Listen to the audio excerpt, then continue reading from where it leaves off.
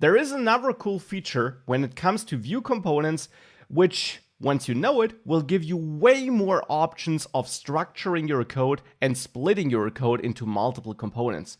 And that would be the feature of slots. Now, what are slots about? Let me show you an example. In user info, we have this section with a header and a paragraph. In badge list, we also have a section with some content. Now, the content is different, but there is one important thing which both components, badge list and user info, have in common. And that's the section, but actually not just the section, but the section and the styling that's being applied to that section. You might remember in the last lecture, I copied the styling to ensure that the section has the same style in both components. Now, of course, an alternative would have been to simply make section a global style here in app Vue where the style is not scoped.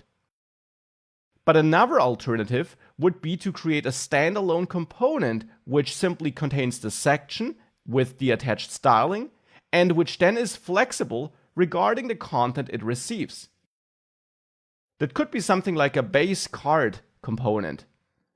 Now, the name is up to you, but I'm naming it like this because I want to create a certain look, which is sometimes referred to as a card look in the web. Basically, this look of having a drop shadow and rounded corners, this is often referred to as a card look. And I'm going to create a component here which encapsulates that look so that we can easily reuse it wherever we want.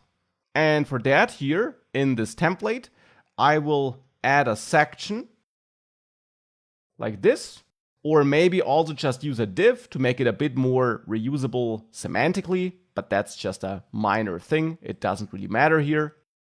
And then I add my styling. And important, I'm going to scope this styling by adding the scoped attribute. Now I'm going to copy over this section styling here to my base card and change it from section to div, of course, because I'm now having a div here. And now I want to make sure that the content in here can be anything we want. I basically just want to use this component as a wrapper with a certain style attached. Now, how could we receive content from outside now, though? Well, we learned about props, right? We can add a script here, like this, and then simply export our default JavaScript object, and now accept some props here.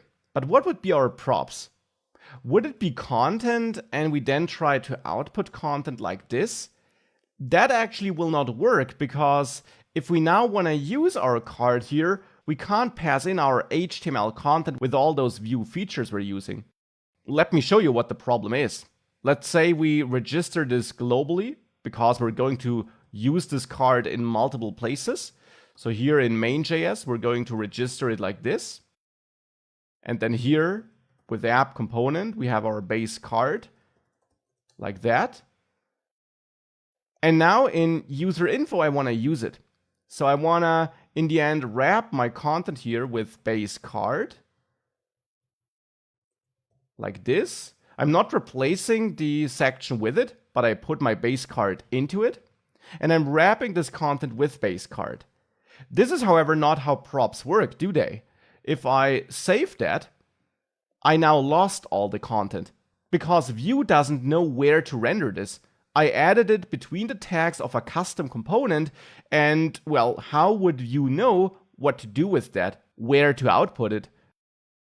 After all, our custom component has its own template.